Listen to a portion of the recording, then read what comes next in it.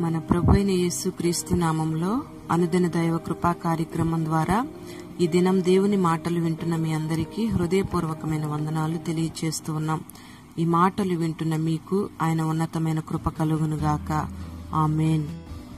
ఒక వ్యక్తి అప్పగించిన పనిలో నిర్లక్ష్యంగా వ్యవహరిస్తే ఆ యజమానుడు బాధ్యత లేని వ్యక్తిగా వ్యవహరిస్తున్నావు అని ఆ వ్యక్తిని మందలేస్తాడు.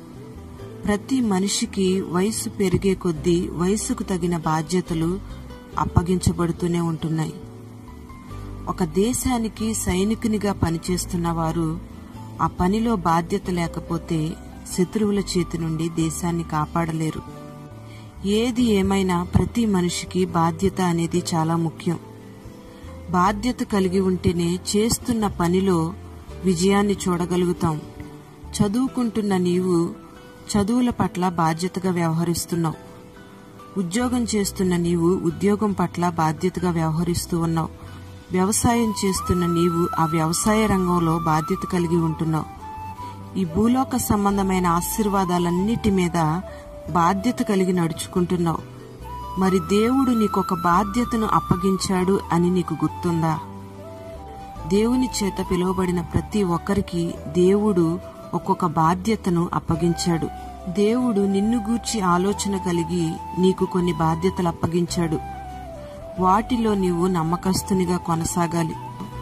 కొన్నిసార్లు కొంతమంది వారికి అప్పగించబడిన పనిలో ప్రతికూలమైన పరిస్థితులు ఎదురైనప్పుడు వారిని వారు అపవిత్రపరుచుకొని ఆ బాధ్యతను కోల్పోతారు. వారికి అప్పగించబడిన బాధ్యతను పక్కన పెట్టేస్తారు. కలిగిన శోధనలకు లొంగిపోయి వారు పొందుకున్న ఆ బాధ్యతకు విరోధంగా క్రియ జరిగిస్తారు. వారికి కలిగిన బాధ్యతలన్నీ కూడా పక్కన పెట్టి ప్రవర్తించే వ్యక్తులను మనం అనేక మందిని చూస్తూ ఉంటాం. పరిశుద్ధ గ్రంథంలో తన యొక్క బాధ్యతను గుర్తించిన యవనస్తుడు మనకు కనబడుతూ ఉన్నాడు. నా యజమానుడు తనకు కలిగినదంతయు నా చేతికి అప్పగించెను అని యోసేపు పోతీఫరు భార్యతో మాట్లాడుతూ ఉన్నాడు. పోతీఫరు భార్య యోసేపును పాపం చేయడానికి పదే పదే ప్రేరేపిస్తూ ఉన్నప్పుడు యోసేపు తన యజమానుడు అప్పగించిన బాధ్యతను గుర్తెరిగాడు. తన యజమానుని పట్ల విశ్వాస్యత గలవాడై ఉండగోరాడు. తన బాధ్యత, తన కర్తవ్యం ఏంటో బాగుగా తెలుసుకున్నాడు. యోసేపు అపవిత్రతలో పడకుండా తనకు అప్పగించిన బాధ్యతను గూర్చి గ్రహింపు కలిగి ఆ బాధ్యతను సంరక్షించుకోవడానికి శ్రద్ధ కలిగి ఉన్నాడు.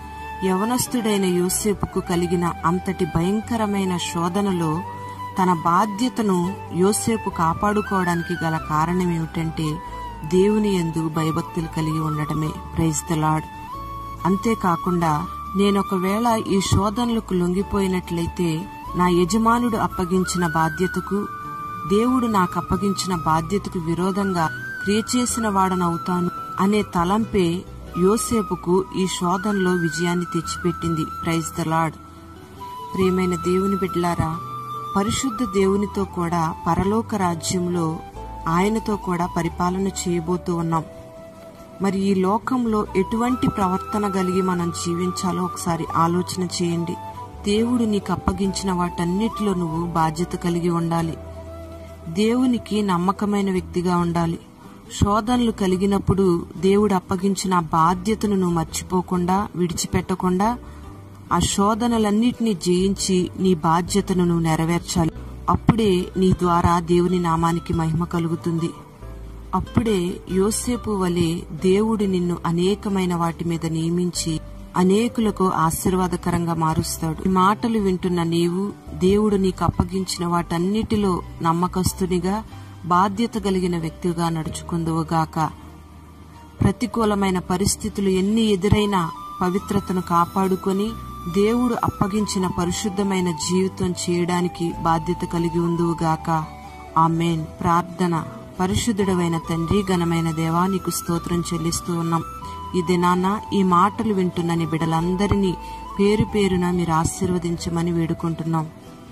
యవనస్తుడైన యోసేపుకు ప్రతికూలమైన పరిస్థితులు ఎదురైనప్పటికీ తన యజమానుడు అప్పగించిన ఆ పనిలో బాధ్యత కలిగి నడుచుకున్నాడు. అపవిత్రతను తన జీవితంలోకి ఏమాత్రం రానివ్వకుండా పవిత్రమైన జీవితం చేశాడు. తనకు అప్పగించిన బాధ్యతను సంపూర్ణంగా నెరవేర్చాడు, గొప్ప ఆశీర్వాదాన్ని అనుభవించాడు. అట్టి రీతిగా ఈ మాటలు విన్న బిడ్డలందరినీ బాధ్యత కలిగిన వ్యక్తులుగా మీరు మార్చండి. నీ బిడ్డలకు కలుగుతున్న ప్రతికూలమైన పరిస్థితులన్నిటినీ మీరు అనుకూలంగా మార్చండి. ఆ ప్రతికూలమైన పరిస్థితుల్లో కూడా మీరు అప్పగించిన బాధ్యతను నమ్మకంగా కొనసాగించే కృపను మీరు కలుగు చేయమని, పేరు పేరున నీ బిడ్డలను దీవించి విస్తారమైన కృపతో నీ బిడ్డలు మీరు నింపమని, మహిమ ఘనత ప్రభావాలు నీకు మాత్రమే ఆరోపిస్తూ యేసు పేరట వేడుచున్నాము తండ్రి. ఆమేన్.